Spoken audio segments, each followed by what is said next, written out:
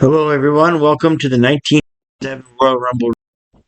I'm Brett Mix. Take a look back at the Rumble reviews I reviewed about a decade ago and re-review them as I watch the Rumble pay-per-view again and go back to my old review and see if the ratings are the exact same as they were or if they changed a little bit. Hit subscribe and like if you're liking these reviews or if you want me to do other reviews in the near future. I'm also open to constructive criticism. This is the first time I've broadcasted it, and it's hard for me to articulate the right words sometimes, so I mess up my words. I do it all in one take, so it's a lot more natural.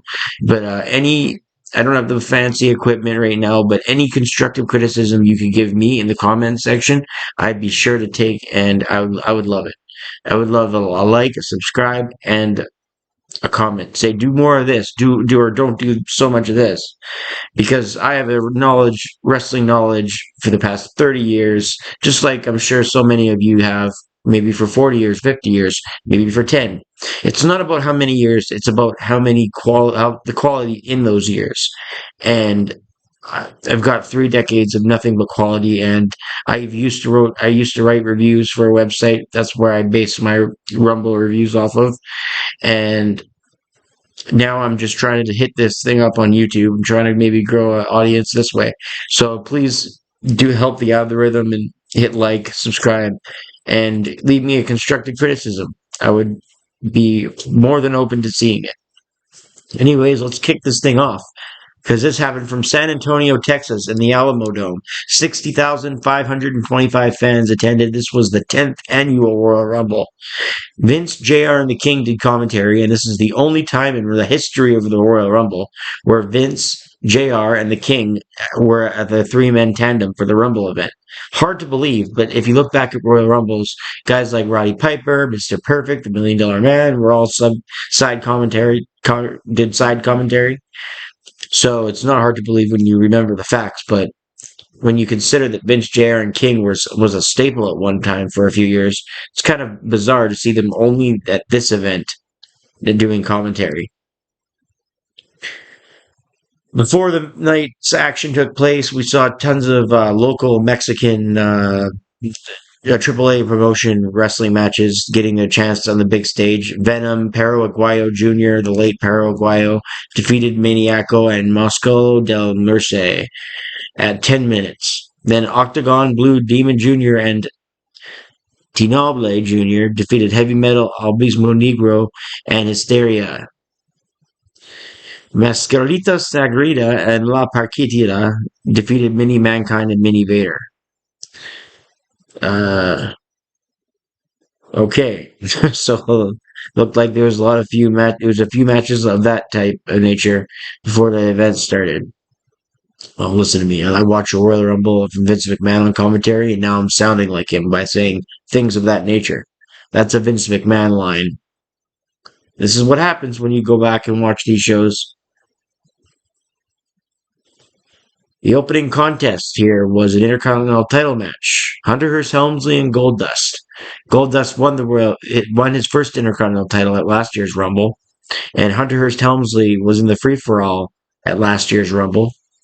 He managed to stay a long time in the 1996 Rumble, but here they're both going to be in the Rumble later, and they're both in the IC title match here. Goldust was a babyface at this time. Ever since he slapped Jerry the King Lawler on that one Raw when Lawler said that he was queer.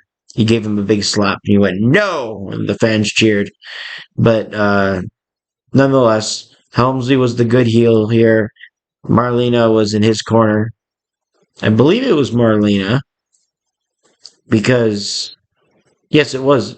Marlena was in Goldust's corner. Curtis Hughes was in Helmsley's corner. So that's where I got mixed up.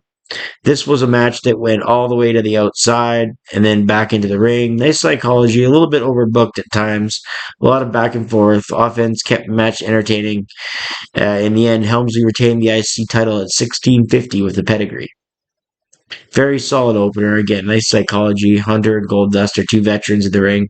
They brought a good match and a good opener to this pay-per-view event. Next up was Ahmed Johnson and Farouk. These two battled out all year long. This was a big rivalry by the time this Royal Rumble event came to. Ahmed was kayfabe and real life injured by Farouk. Kayfabe for by Farouk. He had to get some abdominal injuries taken care of by surgery, and they built this match up like it was going to be a WrestleMania match, but they ended up having it here and then furthering the WrestleMania feud with the Legion of Doom and Chicago City Street Fight with the Nation of Domination. But here it was just a forgettable undercard match in the Rumble. Disappointing because the feud was big. The match itself wasn't too disappointing. It was about as good as an Ahmed Farouk match you think you'd see. Star and 3/4 is what I gave it, and Farouk was disqualified after the Nation interfered at 8:46 or 8:48, I should say. Following the match, Ahmed put one of the Nation's members through the French announce table. So it was a decent match, no more, no less.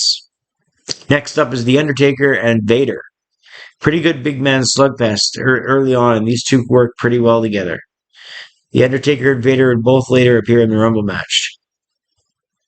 Vader and The Undertaker, it was a size match. Leverage was the key here. This one went back and forth. The crowd was kind of dead in parts. In the end, Vader pinned Undertaker after a Vader bomb at 13:19. After the match, The Undertaker chokeslammed referee Jack Doan out of frustration and for a pop, I'd imagine. And he also got the best of Paul Bearer at that ringside as he gave Paul Bearer a chokeslam through the table. 2 stars and 3/4 for that match. And then before the Rumble match, they had Hector Garza, Perro Aguayo, and El Senec take on Jerry Estrada, Heavy Metal, and Fuerza Guerrera in a bonus 6-man tag. The crowd was dead for this, but the work rate and the excellent in-ring production by all 6 of these guys was phenomenal. I rated this 3 stars and a quarter. Phenomenal for a 6-man tag in the middle of a Rumble that wasn't advertised. Phenomenal when it comes to that. That's why it's 3.25 stars. There was a huge pop when the match ended at 10:56 because the fans were just ready for something else. And what else? Well, how about the 1997 Royal Rumble? The roster was a little bit better, but they had to use some AAA names in this Rumble, and they had to bring men back from the early undercard to fill up the 30.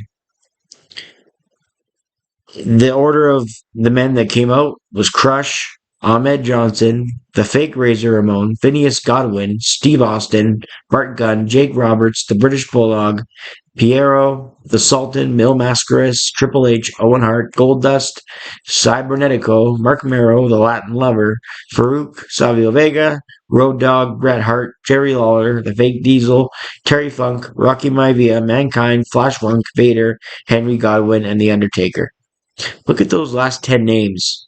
Road Dogg, Bret Hart, Jerry Lawler, Fake Diesel, who was Kane, Terry Funk, The Rock, Mick Foley, Scorpio, Flash Funk, Vader, and The Undertaker. That's a stacked bottom 10 there. This was Steve Austin's coming out party. It's as simple as that. Steve Austin's coming out party all the way around here. Austin made fun of Phineas Godwin. He made fun of Bart Gunn. He made fun of Jake the Snake by bowing his "come and get me" to Bret Hart after first looking like shocked. This is all about Austin. They made a star here. They made him king of the ring, but he hadn't broken out yet. They made him a star, and he started to break out after this event. This event is not talked about enough to making Austin the star he became. You can talk about SummerSlam with his neck injury, where he became the toughest SOB because he broke his neck. You could talk about '98 Royal Rumble when he got Mike Tyson's endorsement and the Mike Tyson shit happened.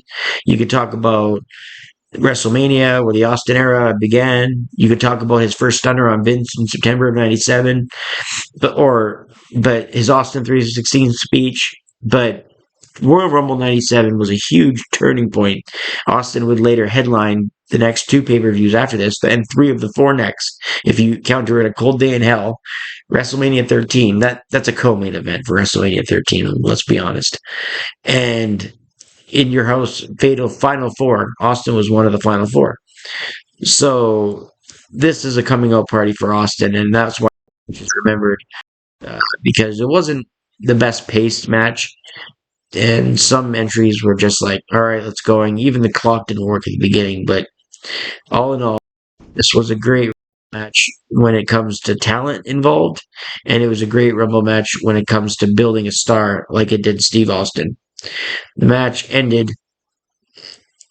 The match ended and Bret Hart was pissed, obviously, because Bret Hart eliminated Austin, but Austin eliminated Bret in the end, with the refs not being distracted by the big Foley outside. All right, in the main event, Shawn Michaels took on Psycho Sid. Michaels had his hometown crowd with him, 60,000 fans, and Jose Lothario. Psycho Sid had his belt. And a rematch from the Garden from Survivor Series 96 when Sid took his belt. And Psycho Sid, he was a main player during the early stages of the Attitude Era. Many people forget that. And this is actually a pretty good big man match here. It consisted of Sid doing bear hugs and working down the spine of Shawn Michaels. And this is interesting because in the 1997, this is the year before Shawn hurt his spine, but in a lot of 1997 matches, the adversary works on Michaels' back as if he has a bad back, and it's very foreshadowing, and it's very interesting. Sid does the bear hug with a lot of guys though, so you can't really say his back work is just limited to Michaels and on this night, but it's definitely interesting and worth looking into when you see that. I enjoyed the final match. 2 stars and 3/4, so 2.75. And my final this event is 6.5 out of 10. The show has been called a disappointment, average, and not one of the best rumbles. While all that might be true, it's still hard to ignore some of the candid storytelling in the undercard, the unique feeling this event had in front of the Rumble's largest crowd to this point, the feel-good ending, the controversy win with Austin and building his character. Considering all things, 6.5 seems pretty fair overall. And I didn't get anyone to really deny that overall rating when I posted that review about a decade ago. So I would largely agree with my take a decade ago on Wrestling DVD Network, where I put my reviews. Again, I am no longer working for that website as of 2012. Daniel B. owns that website. No copyright infringement. There's not anything like that going on. Just reviewing my old reviews. He still has them on his website, so I'm still reviewing them. And it helps me to not just talk about the pay-per-view I just watched, but it helps because I can talk about the pay-per-view that I can compare to the review that I did before. So when I rewatch the event, it helps to compare it to the review I wrote in previous years and see how close I was. And for the most part, I don't get any much further than a star when match. So, nonetheless, this was a good Rumble event when you add all things together. We'll see you in the next one. Please hit like and subscribe to help the algorithm for this channel and help things get taken off the ground. And I'd really appreciate it hitting the subscribe button because we're going to do some other fun things on this channel and I'm just getting going. Don't have the fancy equipment just yet, but that'll come in time, I hope. And so will me being able to articulate words without mumbling over them. All right. Thanks, everybody. We'll see you on the next one.